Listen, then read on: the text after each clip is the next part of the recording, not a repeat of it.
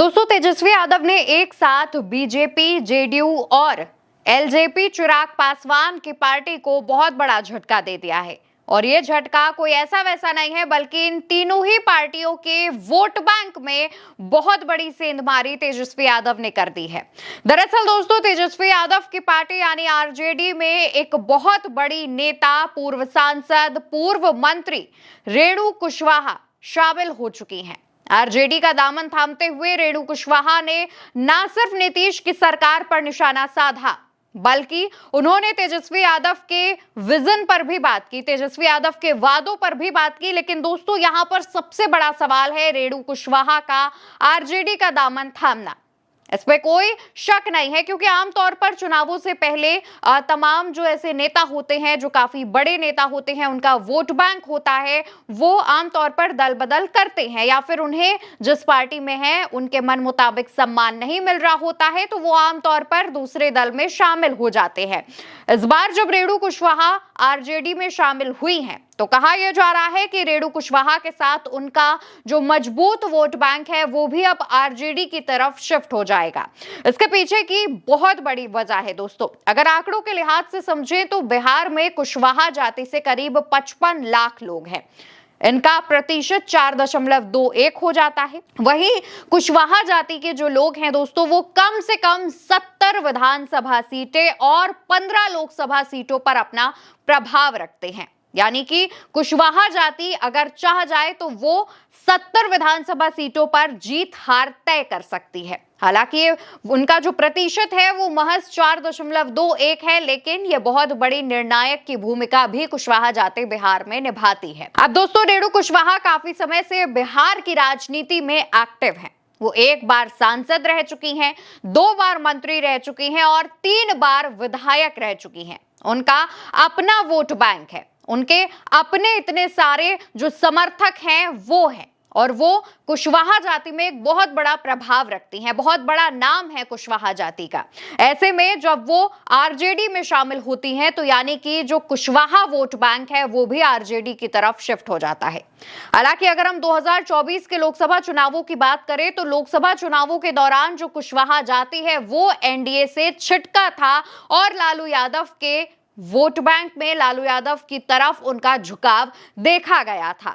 आमतौर पर दोस्तों, कुशवाहा जाति जो है वो नीतीश कुमार का वोटर कही जाती है, क्योंकि आमतौर पर दोस्तों कुशवाहा जाति और कुर्मी को हम लव कुश समीकरण के नजरिए से देखते हैं, जिसमें लव कोयरी जाति और कुश कुर्मी जाति होता है। कोयरी यानी कि कुशवाहा। अब दोस्तों, लव कुश समीकरण आमतौर पर ज्यादा मात्रा में या फिर ज्यादा इनमें सेंधमारी नीतीश कुमार करते हैं। नीतीश कुमार के पक्ष में लव कुश समीकरण ज्यादा प्रभावी दिखता है, क्योंकि नीतीश कुमार खुद कुर्मी जाति से आते हैं। अब ऐसे में जब कुशवाहा जाति की एक बहुत बड़ी नेता आरजेडी में शामिल हो जाती हैं तो ये ना सिर्फ भाजपा बल्कि जेडीयू और चिराग पासवान की पार्टी के लिए भी बहुत बड़ा झटका माना जा रहा है। और इसके अलावा पूरे एनडीए दल पर यह एक बहुत बड़ा झटका है, क्योंकि एनडीए में उपेंद्र कुशवाहा भी शामिल हैं, जो कि कुशवाहाओं के बड़े नेता माने जाते हैं, लेकिन उनका उतना वर्चस्व नहीं है, उनके पास उतना वोट बैंक नहीं है जितना वोट बैंक रेणु कुशवाहा के पास है।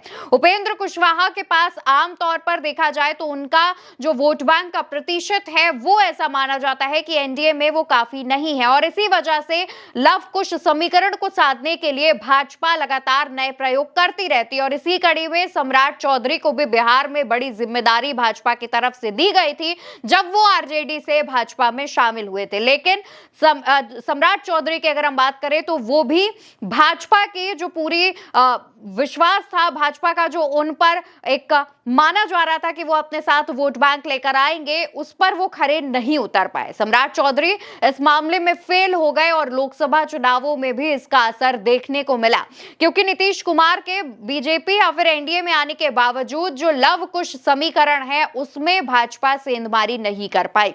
अब इसके बाद जब रेणु कुशवाहा आरजेडी में शामिल होती हैं तो कहा यह जा रहा है कि उनके साथ का एक बहुत बड़ा वोट बैंक भी आरजेडी में शिफ्ट हो सकता है। यानी कि बिहार में विधानसभा चुनावों में बहुत कम समय रह गया है, लेकिन उससे पहले महागठबंधन और आरजेडी दिन पर दिन खुद को मजबूत कर रही है। लेकिन दोस्तों, जब तेजस्वी यादव के नेतृत्व में रेणु कुशवाहा ने आरजेडी की सदस्यता ली। मंच पर उनके लिए एक बहुत बड़ा माला भी आया तेजस्वी यादव के लिए और उसमें साथ में रेणु कुशवाहा भी नजर आ रही हैं। ये जो तस्वीर सामने आई तो उसने बिहार की राजनीति में हलचल मचा दी। तेजस्वी यादव जब मंच संभालते हैं तो ना सिर्फ रेणु कुशवाहा का स्वागत करते हैं बल्कि वो इटावा में हुई उस घटना का भी जिक्र करते हैं जिसमें यादव समाज के एक कथावाचक के साथ अमानवीय व्यवहार किया गया। अगर कथावाचक बनता है तो उसका मुंडन करा दिया जाता है, सर जो है छील दिया जाता है और नाक रगड़वाया जाता है। हम जरूर भरोसा दिलाएंगे कि अगर बिहार में इस प्रकार का अगर काम कोई करेगा तो हम लोग छोड़ने वाले लोग नहीं हैं। इसके बाद तेजस्वी यादव कहते हैं कि अगर कुशवाहा समाज एक कदम चलेगा तो तेजस्वी यादव 4 कदम चलेंगे। तेजस्वी यादव का सिर्फ ये बयान ही बिहार की राजनीति में कुशवाहा समाज के बीच बहुत बड़ी हलचल पैदा कर रहा है और इसको देखते हुए कहीं ना कहीं एनडीए खेमे में एक निराशा और बेचैनी देखी जा रही है। फिलहाल जिस तरीके से दिन पर दिन जैसे बीत रहे हैं, बिहार चुनाव नजदीक आ रहा है, वैसे वैसे महागठबंधन खुद को मजबूत करता जा रहा है। अब इस पूरे मामले पर, पूरे मसले पर आपकी क्या राय है?